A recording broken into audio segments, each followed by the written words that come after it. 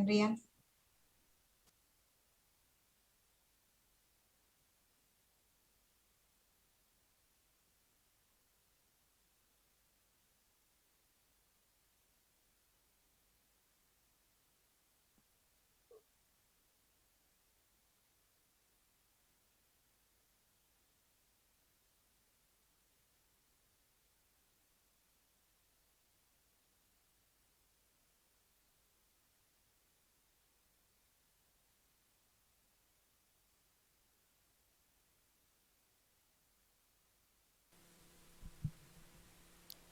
Shalom, selamat siang saudara terkasih GPPS Hosana, Jemaat Hosana. Udah mulai.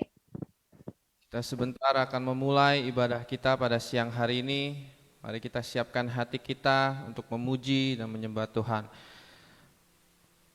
Kita mau berdoa. Saya minta dengan hormat untuk Bapak Agung untuk panjatkan doa pembuka. Mari kita bersatu dalam doa. Bapa dalam surga, kembali kami Tuhan mengucap syukur Tuhan buat hari ini Tuhan, hari yang Kau berikan buat kami Tuhan, buat siang ini Tuhan, kami boleh beribadah kepada-Mu Tuhan. Kami mengucap syukur Tuhan buat setiap penyertaan-Mu Tuhan dalam hidup kami Tuhan, buat setiap perancangan-Mu Tuhan, hidup kami Tuhan.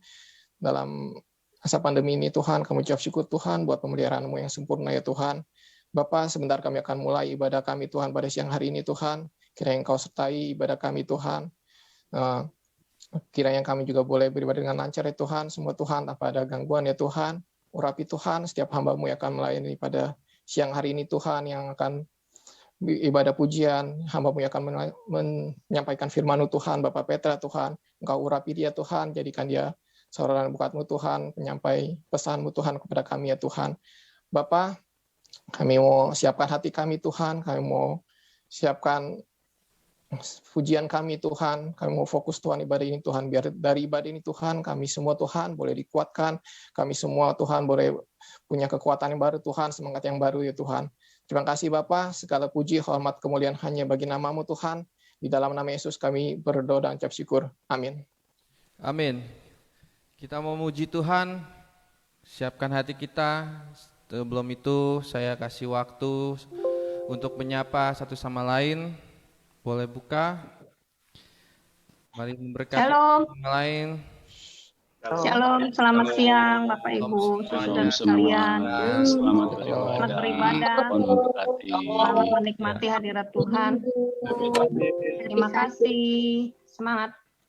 Oke, sudah cukup. Mari kita memuji Tuhan. Saya percaya dan saya yakin kita semua adalah orang yang lebih dari pemenang. Amin. Kita bisa sampai saat hari ini, sampai sekarang masih diberikan kekuatan, kesehatan, itu semua karena kebaikan Tuhan. Amin. Kita angkat pujian ini bersama-sama. Lebih dari pemenang. Haleluya.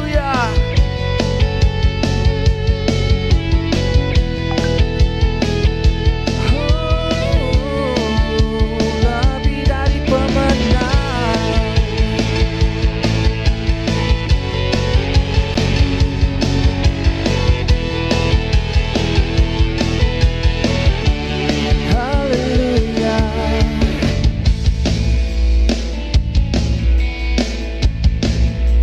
Katakan bersama-sama.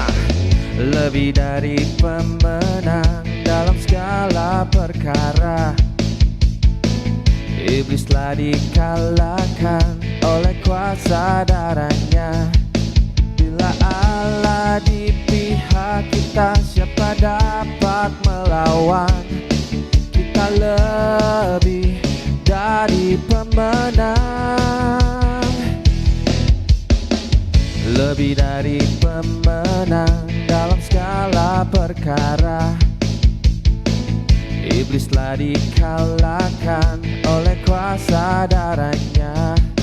Jika Allah di pihak kita, siapa dapat melawan?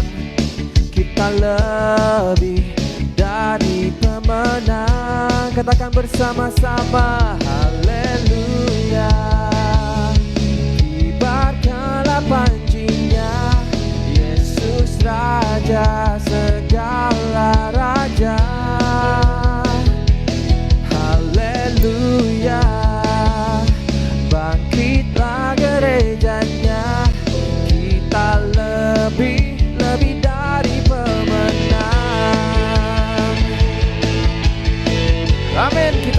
lebih dari pemenang.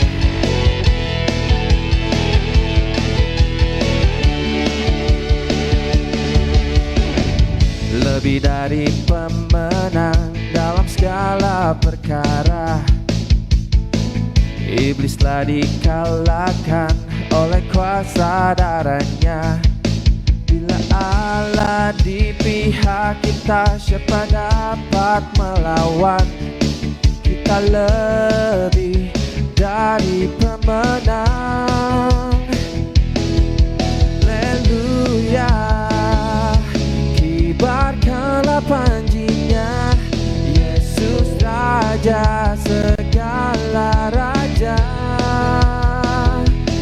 Haleluya, bangkitlah gerejanya, kita lebih dari pemenang.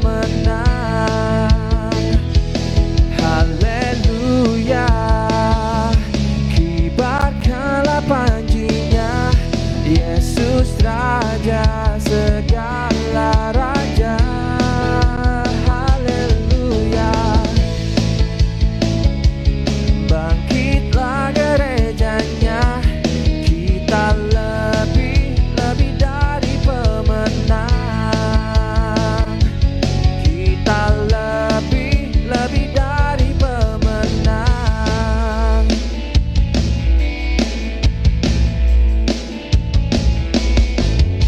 Haleluya, kita semua lebih dari pemenang. Amin. Kiranya sukacita surga nyata dalam hidup kita. Kita nyanyikan pujian ini bersama-sama sekali lagi. Sukacita surga nyata. Oh, oh. Saya percaya, saya yakin semua yang ada di rumah diberikan sukacita dari surga. Amin. Sukacita surga, itulah kekuatan bagi jiwa. Ku dapat rasakan kasihnya di tengah badai yang bergelora. Terima sukacita surga, itulah kekuatan bagi jiwa. Ku dapat saksikan kuasanya, taklukkan badai yang bergelora. Haleluya, kau ada dalam hatiku, takkan patah semangatku, takkan hilang kekuatanku. Haleluya, ku mau bersorak bagimu, sukacita surga nyata penuhiku. Oh, oh, oh.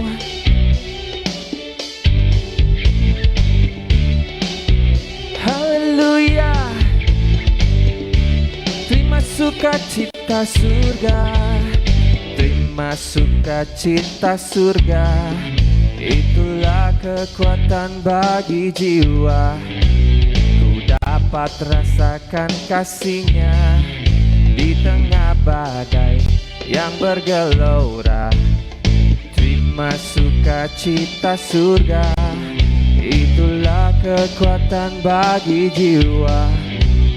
Ku dapat saksikan kuasanya, taklukkan badai yang bergelora. Haleluya, dalam hatiku, takkan patah semangatku, takkan hilang kekuatanku.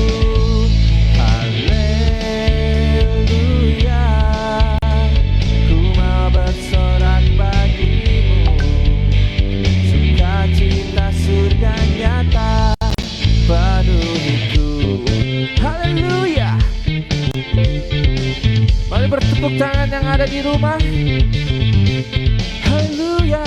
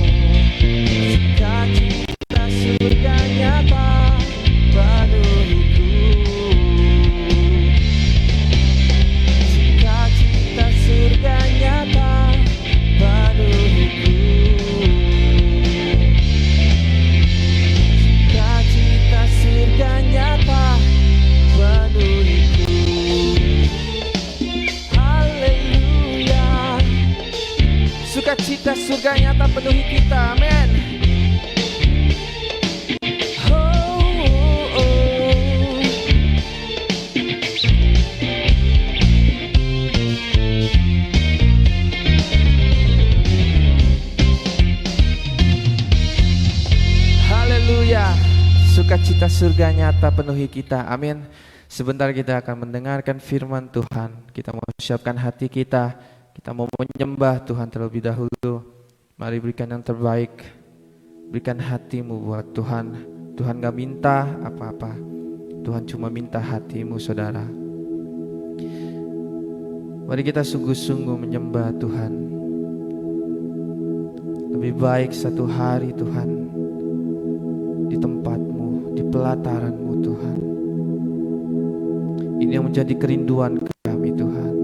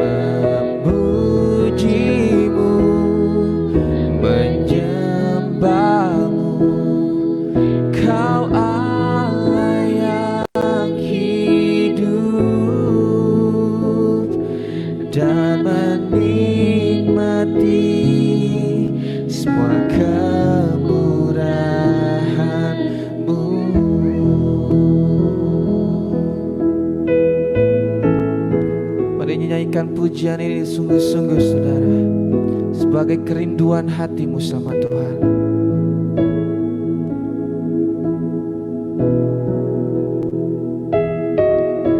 Satu hal yang ku rindu,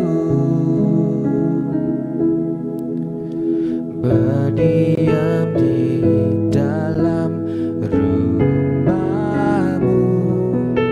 Satu hal yang ku pinta,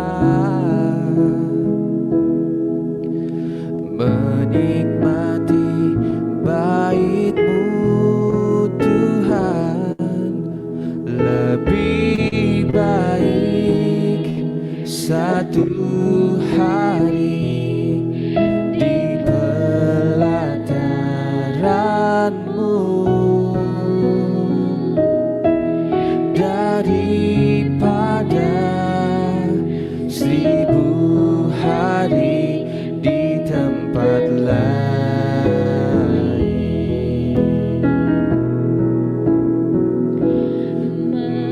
Memuji-Mu, menyembah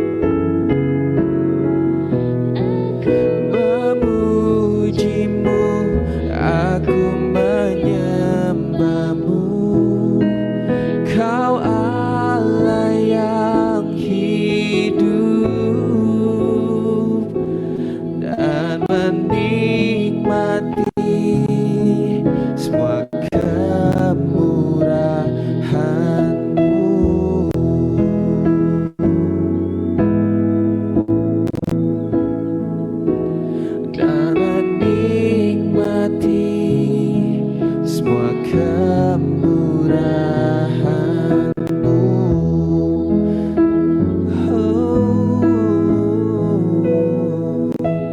Dan menikmati semua kemurahan-Mu.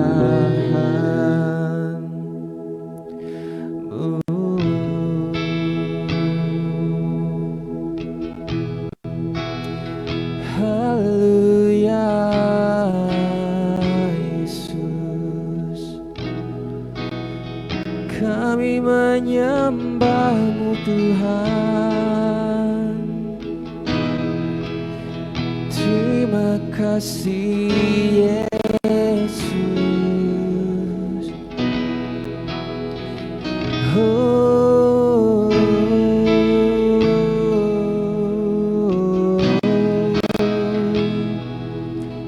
terima kasih, Tuhan. Mari angkat suaramu sembah Tuhan. Dimanapun Engkau berada, dimanapun Engkau, Tuhan hadir. Oh Yesus, haleluya.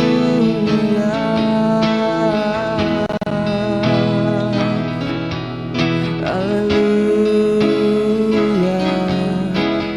Oh, kami menyembah-Mu, Tuhan. Kami menyembah-Mu, Yesus. Haleluya. Haleluya.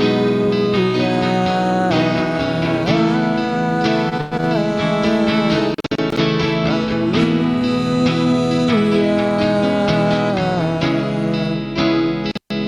Terima kasih, Tuhan.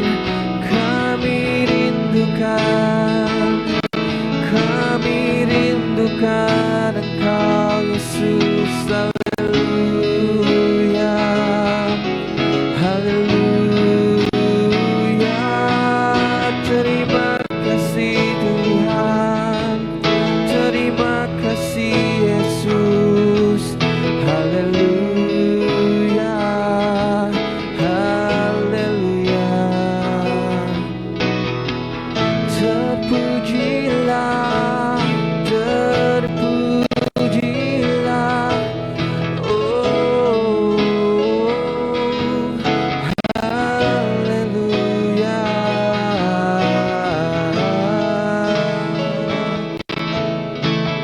Terima kasih, Tuhan.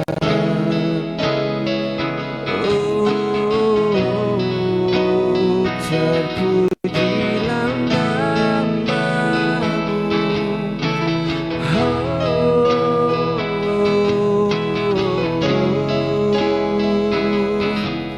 haleluya. Lebih baik satu hari, Tuhan, bersama-Mu, Yesus. Oh, daripada 1000 hari di tempat lain. Kami menyembah-Mu, kami memuji-Mu.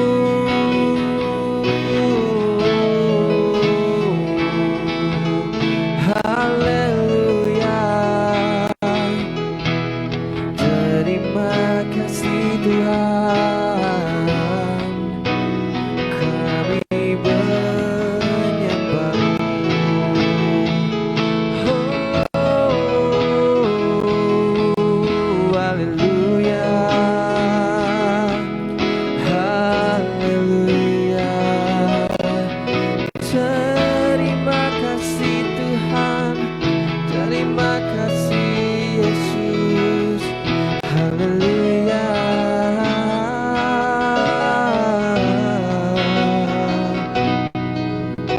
Engkau Allah yang besar. Engkau Allah yang besar. Terima kasih, Tuhan.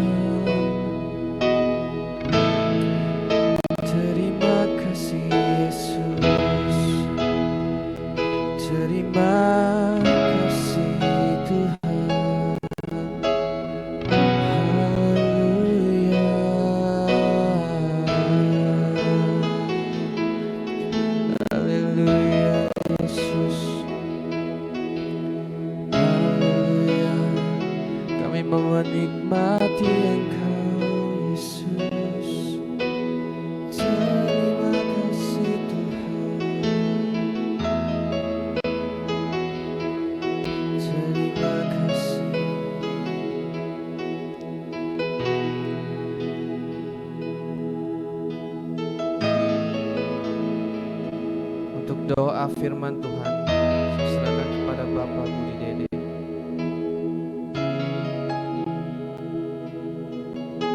kasih.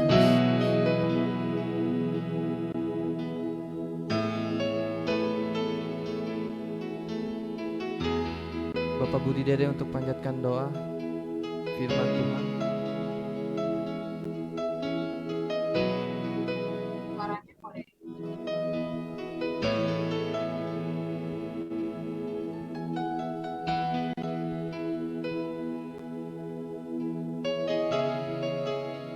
Suaranya Bapak Budi.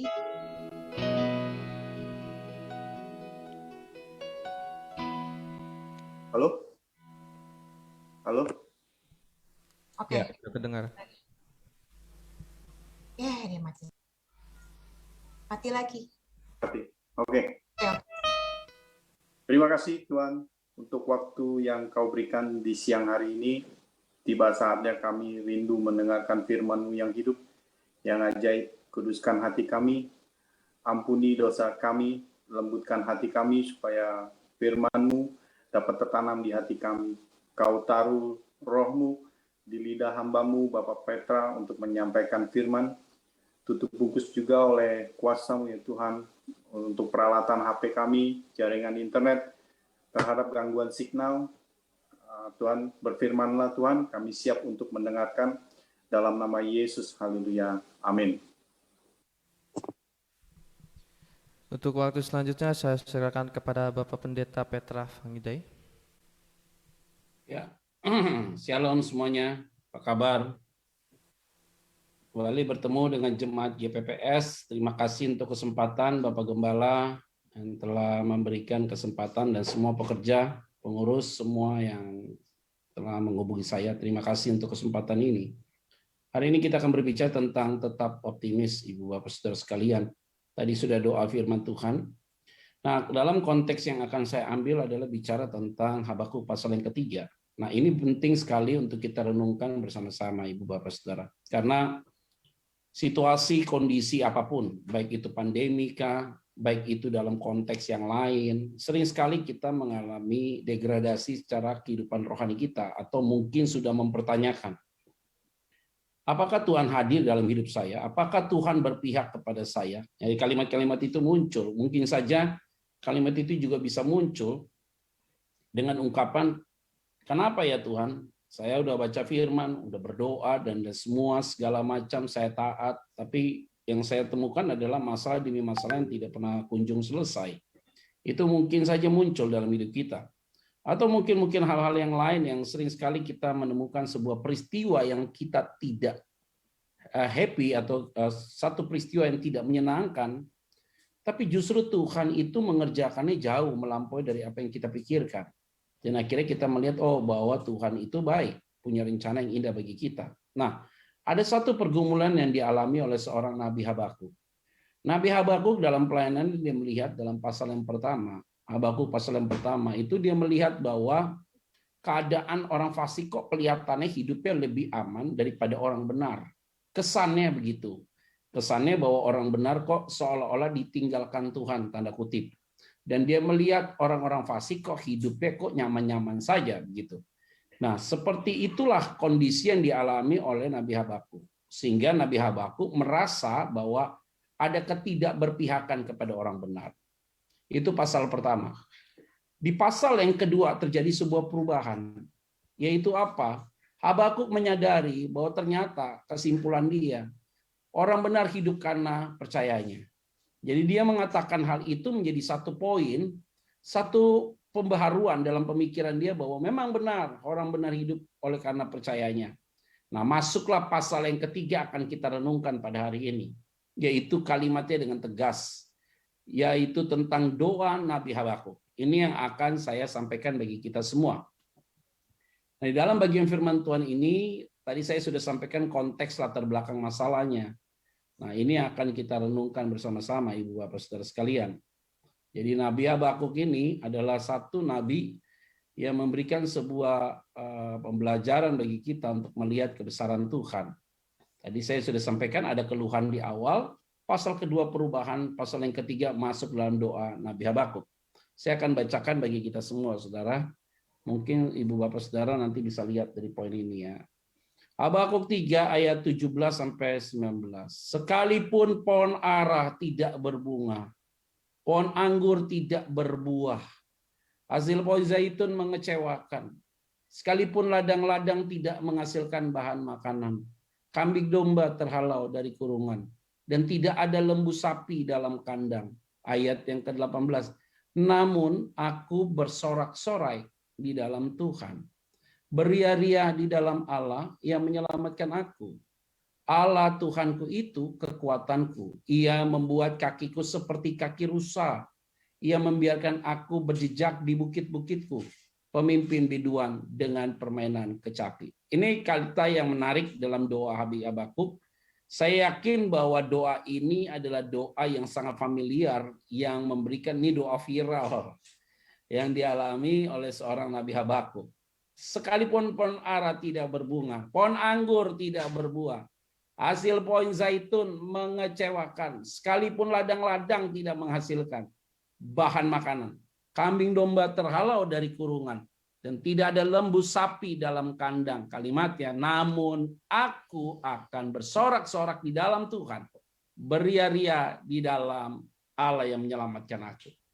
Nah, ibu bapak saudara sekalian, dari konteks ini baru saya mencoba untuk menganalisa supaya kita tetap optimis. Jadi kata ayat 17, 18, 17 situasi tidak menyenangkan, 18 ada jiwa yang optimis. Kita tahu bahwa situasi hari-hari ini juga tidak mudah kita hadapi.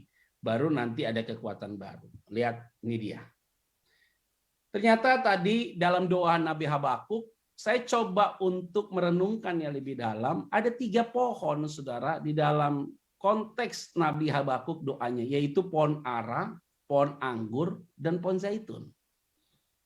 Tadi firman Tuhan jelas bahwa sekalipun pohon ara tidak berbunga. Wah, ini menarik nih. Apa itu? Begini. Konteksnya adalah bahwa kalau ibu bapak sudah pernah pergi ke Israel, kalau masuk dari Mesir atau masuk dari Jordania, atau langsung landing di Tel Aviv, itu biasa kalau kita masuk ke Israel, dari ujung ke ujung, utara ke selatan, yang kita temukan di tanah Israel selalu ada pohon ara. Tidak mungkin tidak ada pohon ara. Gitu ya. Jordania pohon aranya terbatas, apalagi Mesir, nyaris kosong. Tetapi di dalam konteks orang Israel, tanah Israel, kalau kita masuk Israel dari utara selatan, semua tanah itu adalah diisi dengan pohon ara. Diisi dengan pohon ara. Nah, ini adalah hal-hal yang menarik sekali yang saya mau sampaikan bagi kita semua. Jadi ini bicara tentang pohon ara, ini adalah pohon yang luar biasa, yang memiliki makna. Jadi bagi orang Israel, bahwa pohon ara itu adalah lambang kehidupan. Ini dia. Jadi bagi orang Israel, bahwa pohon ara itu lambang kehidupan. Jadi ketika seorang Nabi Habakuk berdoa, sekalipun pohon ara tidak berbunga, artinya dia melihat bahwa kehidupan pada saat itu ada dalam titik nadir, krisis yang luar biasa. Ini adalah bagian yang penting yang perlu saya sampaikan bagi kita. Ini yang terjadi bagi kita hari-hari ini. Ya, kalau kita lihat di bulan Juni itu tingkat corona begitu, waduh, bisa dikatakan ekstrim, saudara. Sekarang sudah mulai kelihatan landai. Udah mungkin saya yakin ibu bapak saudara sekalian sudah melakukan vaksinasi. Situasi kehidupan itu sangat rawan dan sangat riskan sekali, saudara. Sehingga seorang Habakuk berdoa demikian karena dia melihat memang terjadi sebuah krisis kehidupan yang luar biasa sekali. Karena pohon ara tidak berbunga, dia melihat bahwa kehidupan itu sepertinya tandus dan kemudian tidak ada yang harus kita pahami. Kendati kehidupan dalam keadaan kritis atau dalam keadaan masalah apapun yang sedang kita hadapi. Mungkin saudara hari-hari ini sedang menghadapi penyakit, masalah ekonomi, masalah kehidupan keluargamu ada di ambang krisis, saudara. Tetapi kalau saudara bisa bersorak-sorak, sudah pasti Tuhan selalu bekerja dalam hidupmu. Ada amin. Ini adalah bagian penting bagi kita semua. Jadi pohon ara itu sebagai lambang sebuah krisis kehidupan dalam konteks itu. karena pohon ara tidak berbunga. Yang kedua, pohon yang dianut yaitu tentang pohon anggur, saudara. Sekalipun pohon anggur tidak berbuah. Tahu arti pohon anggur itu lambang apa bagi orang Israel? Yaitu lambang kemakmuran dan lambang damai sejahtera. Waduh, ini kita lihat ada nilai paradoks, saudara, yang terjadi. Secara ekonomi mengalami penurunan. Tapi di sisi yang lain banyak orang-orang kaya di Indonesia mengalami pertumbuhan kekayaannya cukup naik. Itu ditulis di detik.com, kompas.com, dan segala macam. Jadi kemakmuran itu sudah mulai sirna, saudara. Ya memang, tetapi terjadi gap yang luar biasa di antara kehidupan orang middle low dan kehidupan orang yang high class. Terjadi gap yang luar biasa. Tapi kita bersyukur ya, Indonesia itu sebagai negara yang dianggap penuh dengan hidup sosial satu dengan yang lain. Kita lihat ya negara tetangga kita, Malaysia, coronanya makin meningkat terus, nggak selesai-selesai loh, saudara. Gara-gara corona itu pemerintahannya itu digulingkan oleh rakyat ya, sampai Perdana Menterinya diganti nih. Udah diganti, kemungkinan hari ini atau esok atau Senin akan punya Perdana Menteri yang baru mereka. Waduh, itu nggak mudah loh, saudara, menghadapi hal demikian. Makanya saya bilang kita berikan apresiasi ya untuk Presiden kita Pak Jokowi. Nggak gampang, saudara. Di periode kedua ini urusinnya hanya corona doang. Hampir 2 tahun urusannya dia hanya corona doang, saudara. Oke, kita bilang nih hari-hari ini, waduh, berat memang. Tapi kita bersyukur masih ada tingkat pengendalian, saudara, pelan. Wah, nggak gampang, saudara, pengendaliannya ada. Sekarang udah mulai pelan-pelan. Walaupun kita makan di restoran harus 30 menit ya, makannya pakai timekeeper gitu loh ya. Kemarin sama teman makan di restoran 30 menit, Mas, Pak, makannya 30 menit ya Pak. Oh ya, oke. Kita lebih, saudara, dari 30 menit. Saya tanya, ini udah lebih nih 30 menit. Nggak apa-apa Pak, kan Bapak nambah makannya. Jadi kalau nambah boleh dapat additional time. Lauknya boleh habis, tapi kalau minumannya tambah, boleh ditambah 30 menit lagi. Keren nih. Padahal nggak ada peraturan kayak gitu. Tapi inilah kenyataannya. Kemakmuran, tidak ada lagi damai. Waduh, kita lihat terjadi dengan Afghanistan. Orang Indonesia kan latah.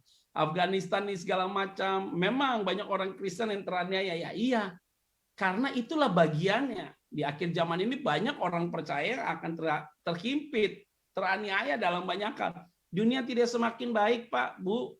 Corona walaupun landai, dunia tidak akan semakin baik. Dunia semakin buruk. Joe Biden bilang, ya udah deh, ini kayaknya 10 tahun lagi nih Jakarta akan tenggelam. Untung saya tinggal di Tangerang Selatan, jadi aman. Yang tinggal di Jakarta, Pik, Muara Karang, Sunter. Saya ngomong kayak begitu, ada teman saya yang tinggal di Sunter bilang ini, nggak apa-apa Pak Pendeta, kita walaupun nanti tenggelam daerah Sunter, anggap aja rumah kita kayak di Venice, Pak. Iya, kayak di Italia gitu, nanti kemana-mana pakai boot, keren Pak. Kunjungan antar rumah pakai boot, jadi tempat pariwisata terbaru. Jadi ini kondisi, saudara, yang terjadi yang kita tidak bisa sangkali, saudara. Bahwa terjadi kemakmuran mengalami kemerosotan yang terjadi dengan kondisi Nabi Habakuk pada saat itu. Dia melihat bahwa pohon anggur tidak berbuah. Ada masalah serius, saudara, tentang hal ini. Yang ketiga adalah pohon zaitun. Hasil pohon zaitun mengecewakan, kata dia. Yaitu apa hasil pohon zaitun itu mengecewakan? Pohon zaitun sebagai lambang kesukaan. Dan itu menjadi satu bagian penting di dalam kehidupan orang Israel pada saat itu. Karena pohon zaitun menolong buat mereka kesehatan dan segala macam. Jadi mereka ini melambangkan sebagai sebuah kesehatan, kesukaan. Sehingga ketika hasil pohon zaitun itu mengecewakan, jadi ini keadaan yang dialami oleh seorang Nabi Habakuk benar-benar dalam keadaan yang sangat buruk sekali. Dia lihat kehidupan sudah semakin kritis. Dia lihat kemakmuran semakin kendor. Tidak ada lagi damai.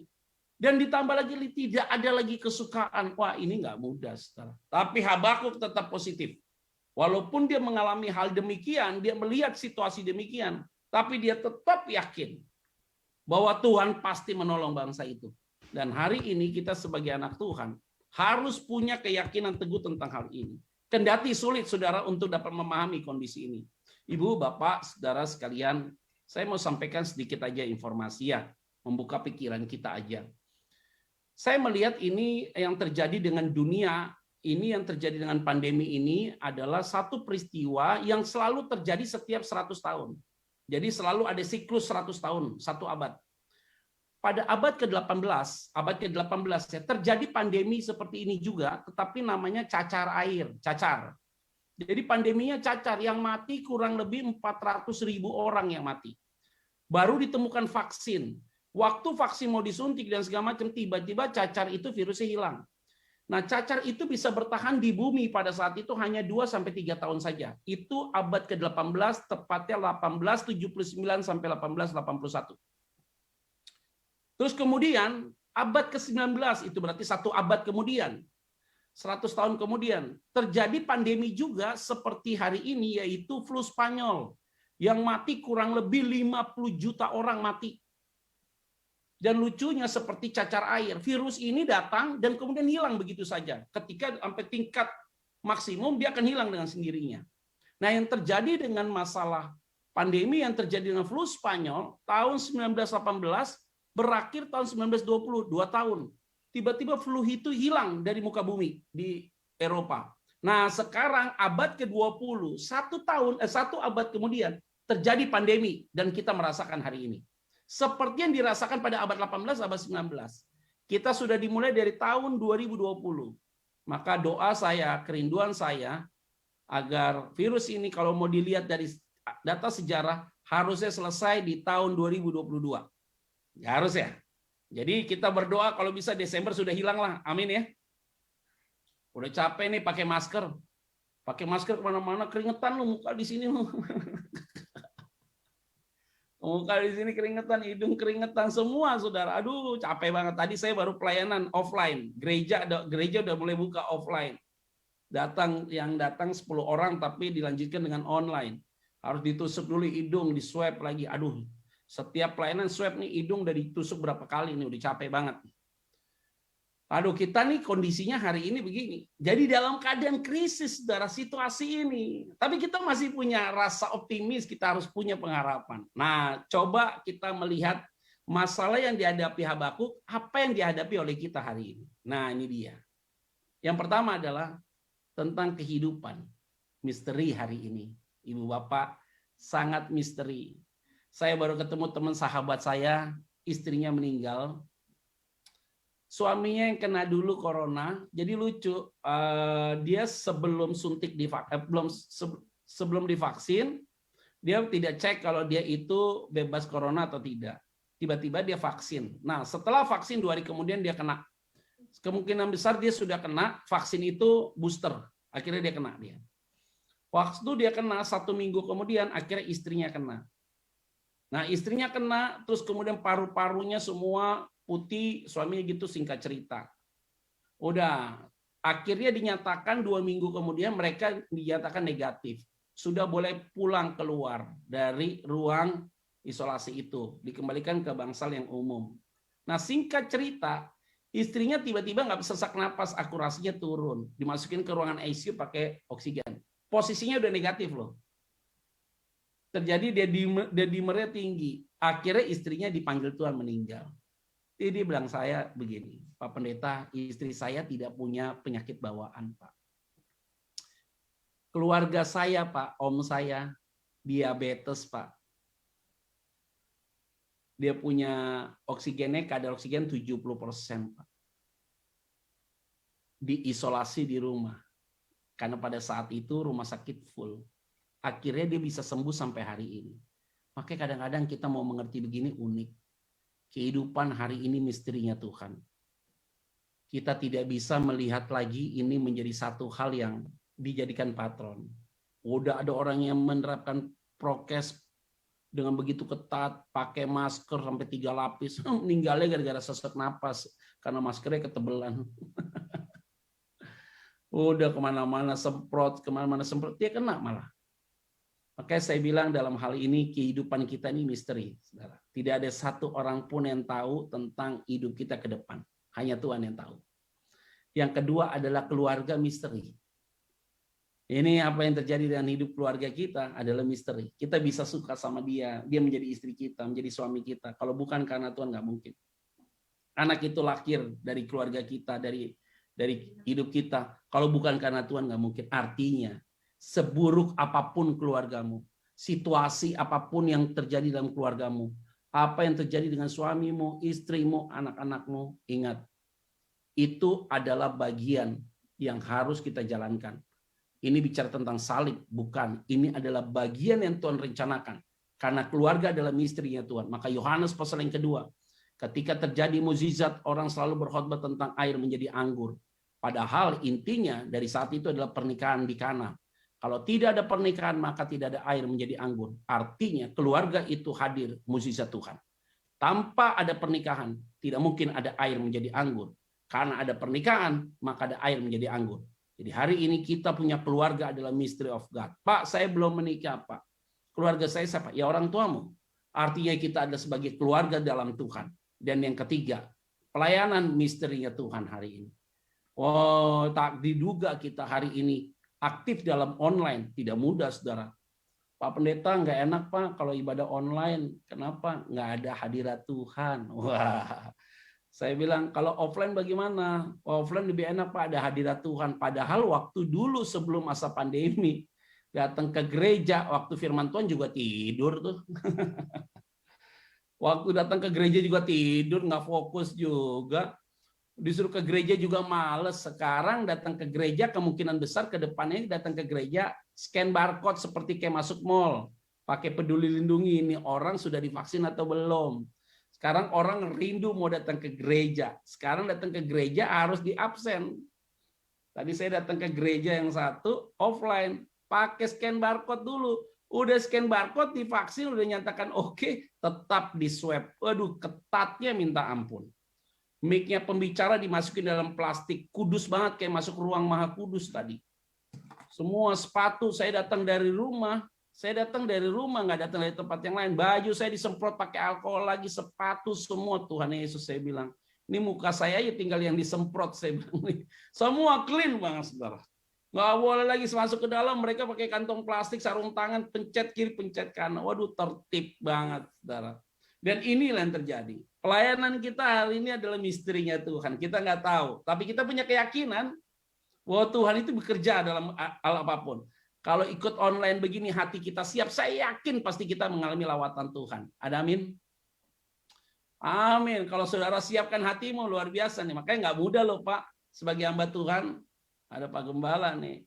Nggak mudah, Pak Gembala, jadi hamba Tuhan.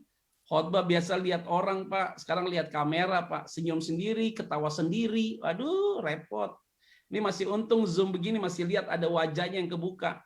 Kadang-kadang Zoom semuanya hilang fotonya. Mukanya hilang, saya ngomong sendiri, ketawa sendiri, senyum sendiri. Mereka lihat kita senang, Pak, karena muka saya sendiri. Saya ngomong kayak nggak ada tanggapan, aduh ngeri banget saya. Kalau ini enak nih, masih bisa lihat wajah saudara. Wah, ini pelayanan. Bayangin, biasa dengar orang khotbah, ada orang, ada yang iyakan, ada yang aminkan, ada yang kasih respon. Kan kita kalau khotbah, saudara, ada orang kasih respon, kan hikmat jalan.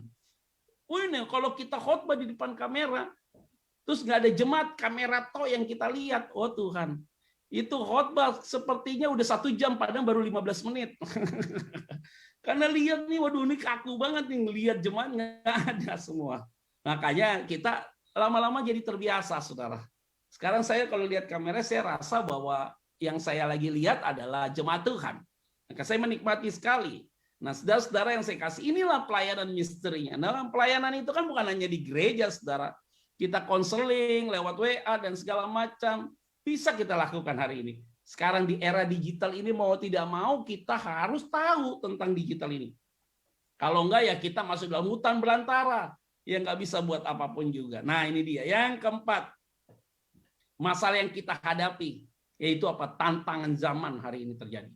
Hati-hati dengan pengajar-pengajar sesat. Saya bilang hati-hati dengan pengajar-pengajar sesat.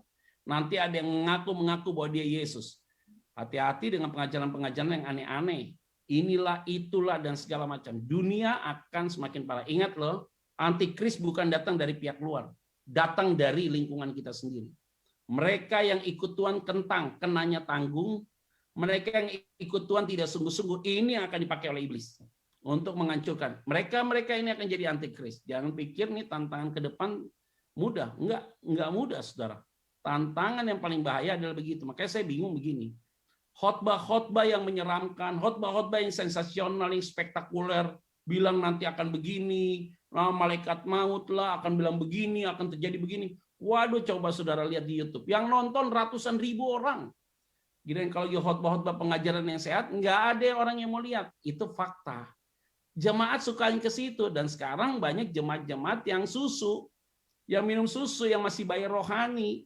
Dengar-dengar kayak gitu ketakutan, jadi cemas, jadi khawatir. Nah, kalau orang yang dewasa secara rohani, kita bersyukur karena Tuhan sedang menggenapi apa yang Dia katakan. Nah, ingat tantangan zaman ini terjadi di dalam kehidupan kita. Nah, akhirnya saudara, kalimat ini penting. Tadi jelas sekali di dalam bagian firman Tuhan yang kita baca. Ayat 18-19 saya baca sekali lagi. Namun aku akan bersorak-sorak di dalam Tuhan. Beria-ria di dalam Allah yang menyelamatkan aku. Terus kemudian di ayat 19, Allah Tuhanku itu kekuatanku, yang membuat kakiku seperti kaki rusa, yang membiarkan aku berjejak di bukit-bukitku untuk pemimpin biduan dengan permainan kecapi. Apa itu artinya? Kalimat ini menjadi penting. Bukti Tuhan hadir dan tidak diam. Maka poin pertama jelas sekali. Aku akan bersorak-sorak di dalam Tuhan. Rejoice in the Lord.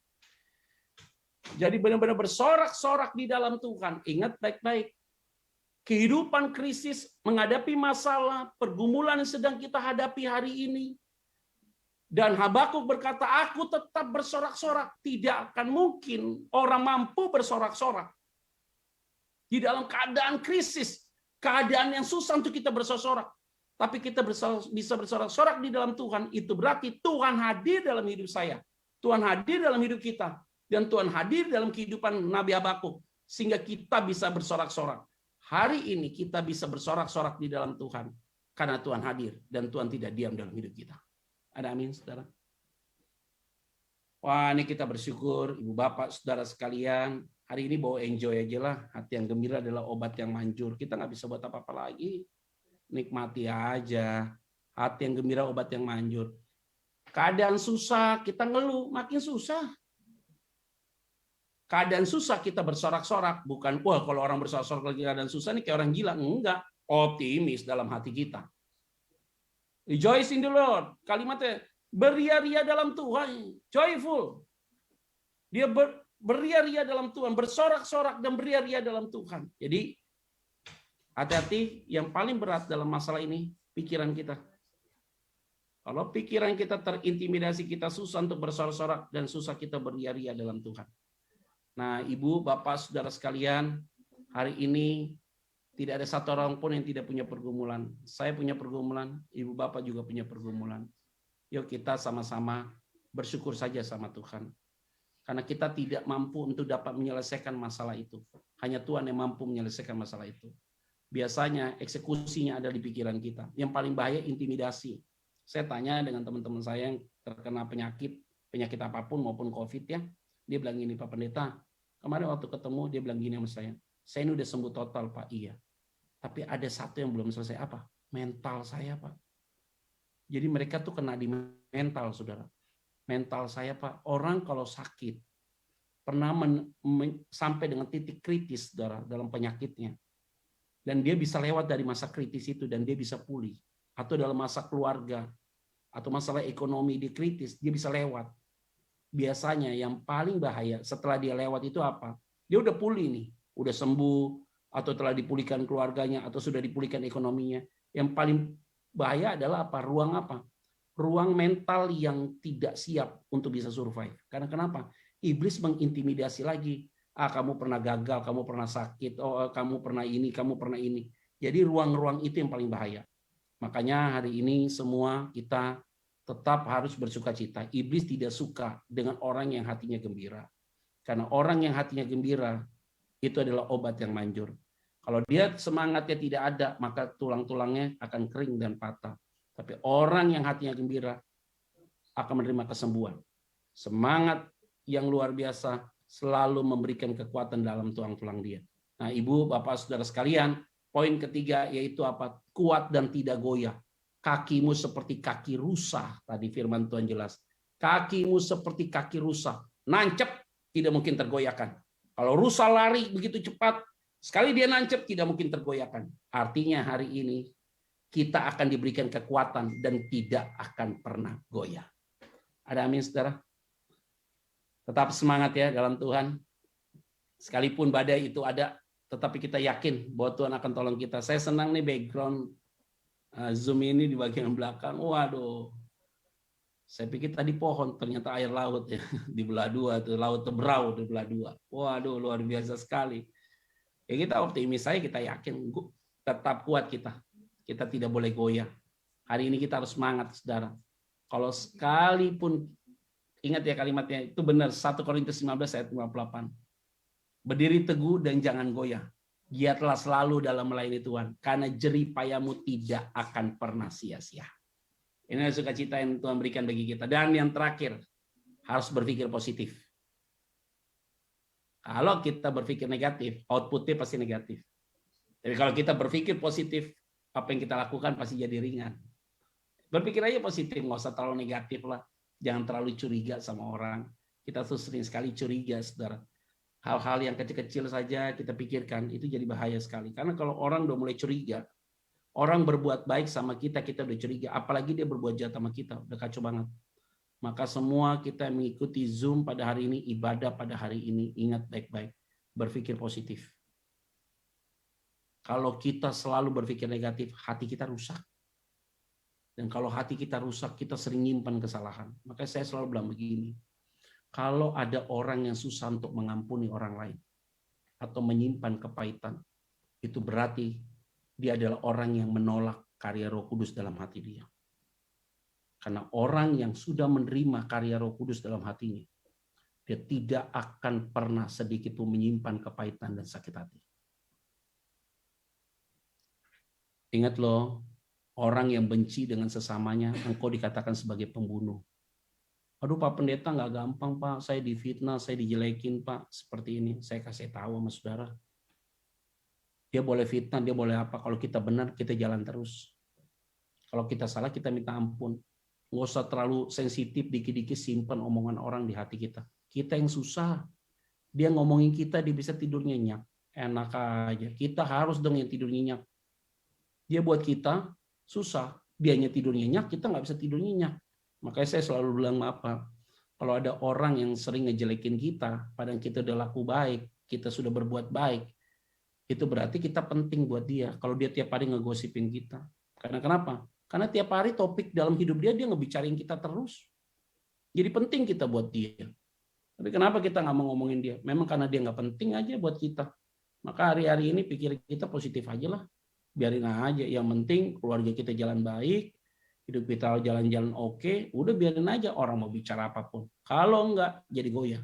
Maka Habakuk sempat mengalami hal itu, saudara, di pasal pertama. Kok lihat ya orang-orang fasik hidupnya kok nyaman banget. Kok orang fasik kok hidupnya seperti nggak susah. Kok kita orang benar seolah-olah ditinggalkan oleh Tuhan. Oh, akhirnya Habakuk mengalami sebuah pembaruan pikiran.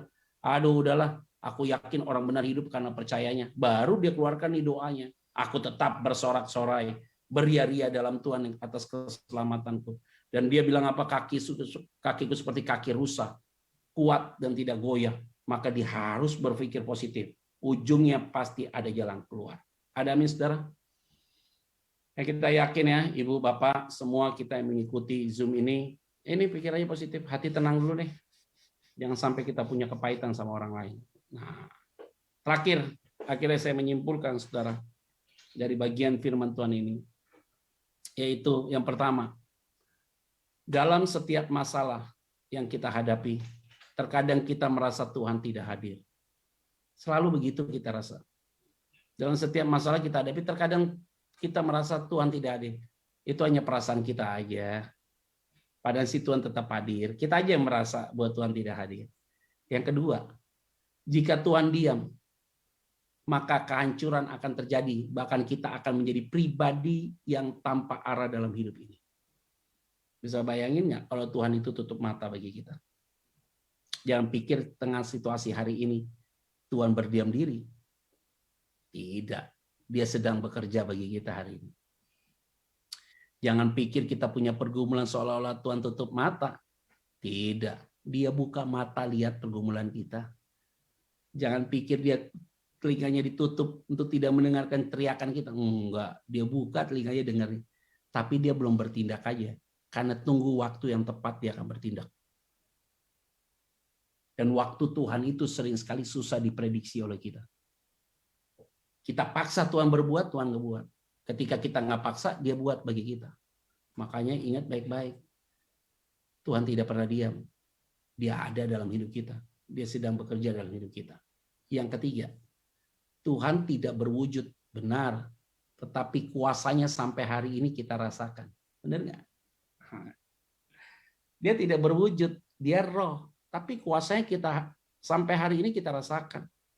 Lihat kan tetap ada pemeliharaan Tuhan nggak kita sampai hari ini? Iyalah, biar dalam keadaan begini juga tetap kita dipelihara oleh Tuhan kok. Ada aja berkat yang Tuhan berikan. Satu pintu ditutup, Tuhan buka pintu yang lain. Mana pernah sih Tuhan biarkan kita kelaparan? Pemeliharaan Tuhan tuh bagi kita sempurna, Ibu Bapak Saudara sekalian. Dia tidak pernah tinggalkan kita, tuh janji dia buat kita. Kalau kita baca Alkitab Mazmur 37, mana ada sih anak orang benar duduk minta-minta roti? Mana ada? Apalagi bicara tentang Matius pasal ke-6, kekhawatiran. Kenapa kamu khawatir? Bapamu di surga tahu apa yang kau perlukan kok. Nih dari masa pandemi Bapak Ibu, dari tahun 2020 sampai tahun 2021 nih sampai hari ini. Saya mau sampaikan, saya sih melihat tangan Tuhan itu selalu bekerja aja. Ada aja cara Tuhan memberkati kita dan memelihara hidup kita. Ini ada satu cerita ya. Kesaksian sedikit aja nih kita. Di masa-masa pandemi kemarin ketika terjadi kelonggaran tuh di bulan-bulan November ya Desember, ada seorang anak Tuhan, jemaat Tuhan ngajak saya makan. Ya anak Tuhan ini pengusaha lah, dia diberkati Tuhan. Dia ajak saya makan di satu restoran sama istri dan anak-anak saya. Jadi kita makan sama-sama. Waktu kita makan sama-sama, terus habis makanan minta bill dong. Bill suruh panggil, kita mau bayar nih. Yang bayar pasti ya pengusaha inilah, jemaat ini. Nggak mungkin dia suruh pendeta yang bayar gitu ya saudara ya.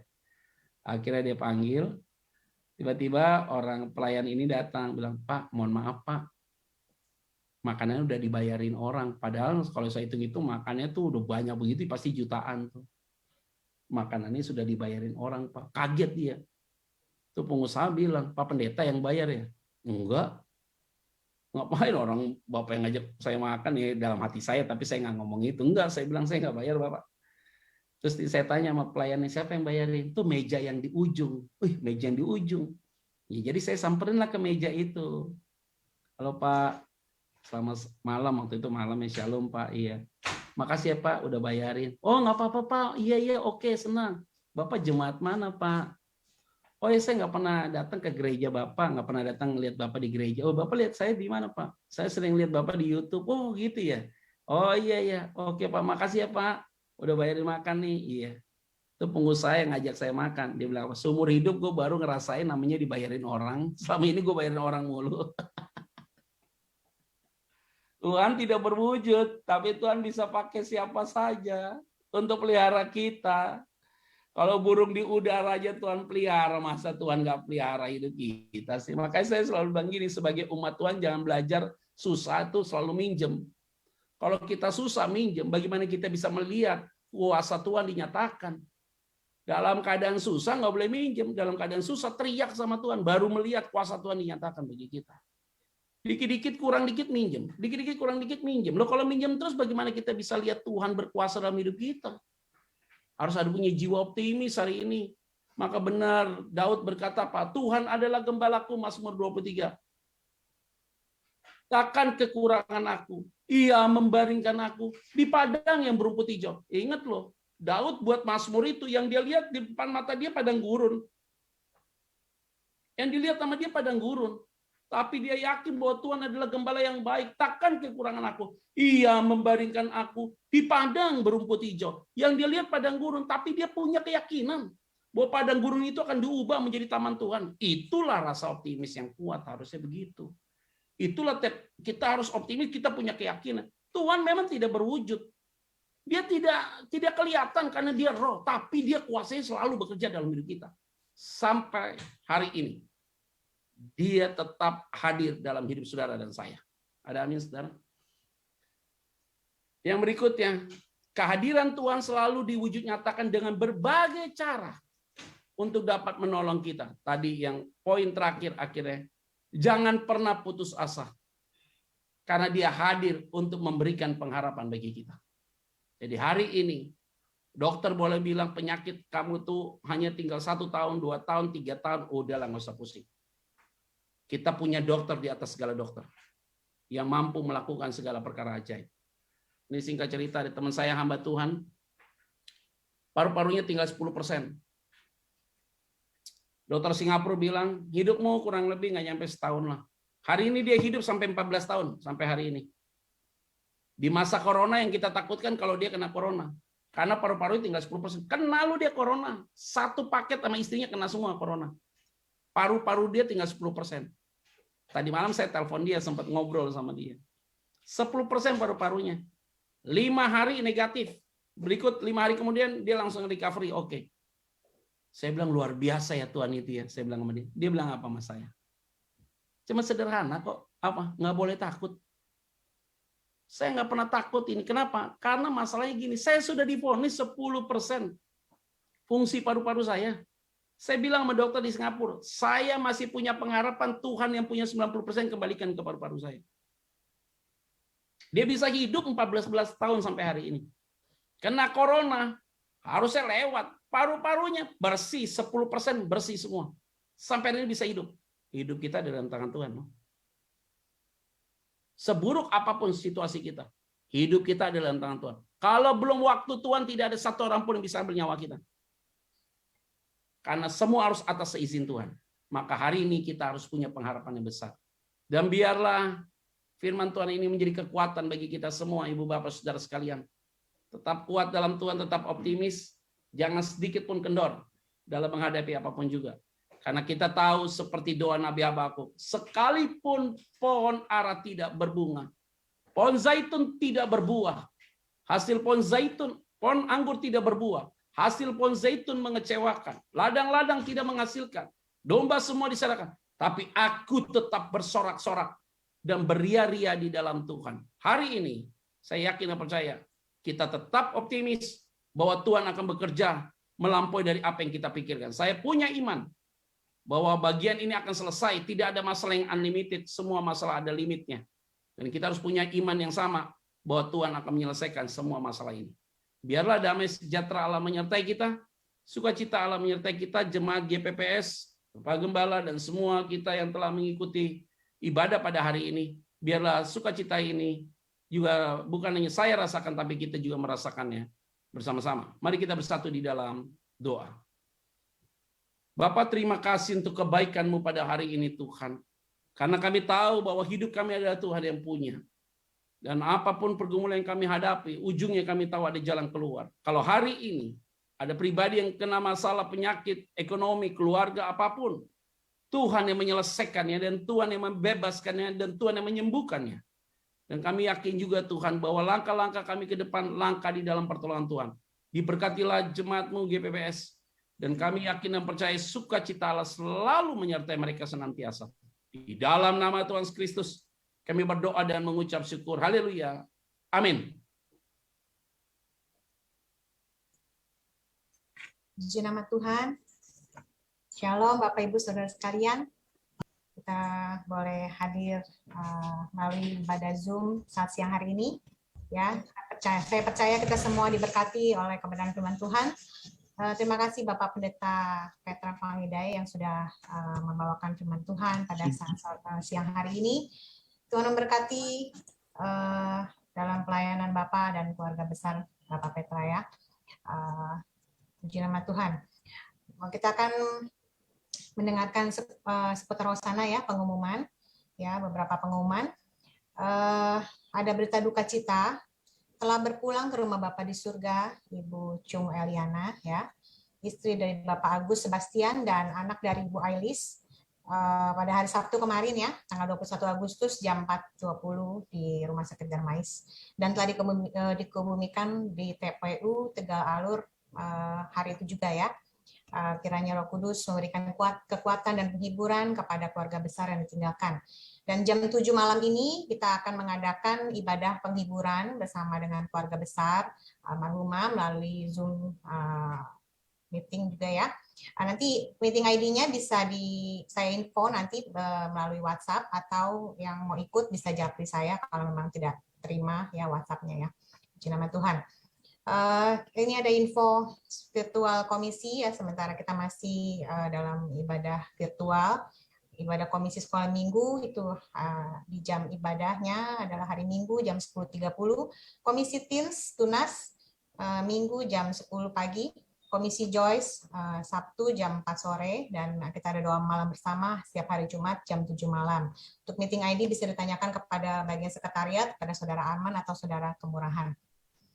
Ya, kita berdoa ya Bapak Ibu Saudara sekalian, kalau nanti bulan September awal kita akan mengadakan ibadah onsite ya, kita doakan saja dulu ya untuk perkembangan situasi yang ada, kita lihat juga ya biar makin aman ya, sehingga kita bisa onsite. Saya percaya kita semua rindu ya, tapi kita tetap juga menjaga protokol kesehatan ya, kita tetap menjaga diri kita agar kita juga boleh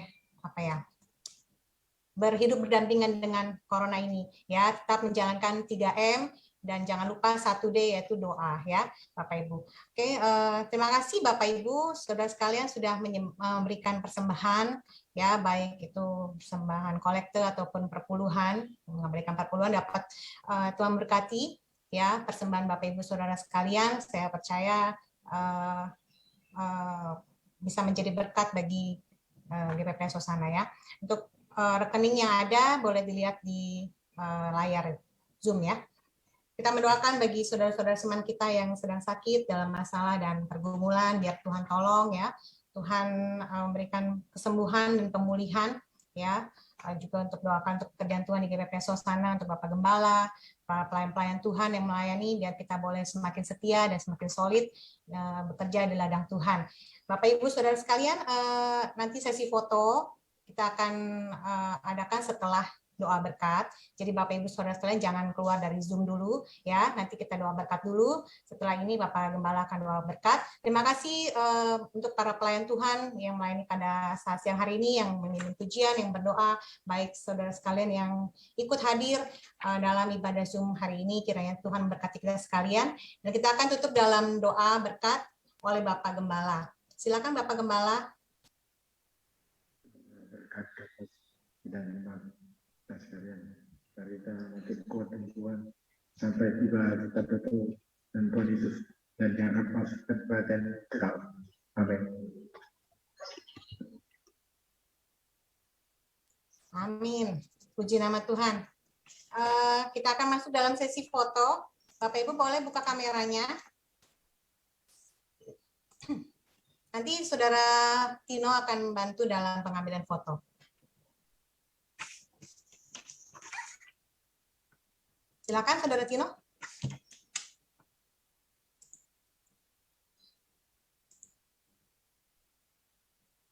Oh, sebentar. Saudara Tino, bisa dengar? Bisa, Cek. Oke. Bisa dimulai ya? Ya, oke. Bentar. Berikan Zoom.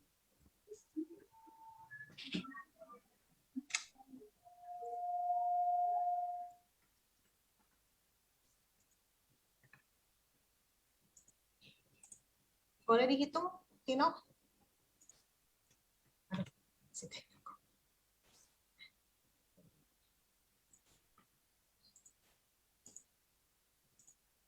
Sepertinya koneksinya agak kurang bagus ya. Saya bantu aja dari sini. Mari Bapak Ibu semua lihat ke kamera. Saya akan foto layar pertama. Jangan bergerak ya. 1, 2. Sebentar ya.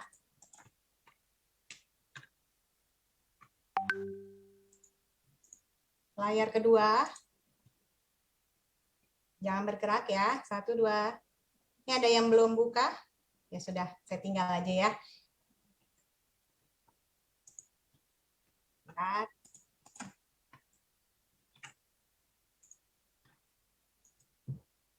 Yang terakhir layar ketiga. Oh, sudah.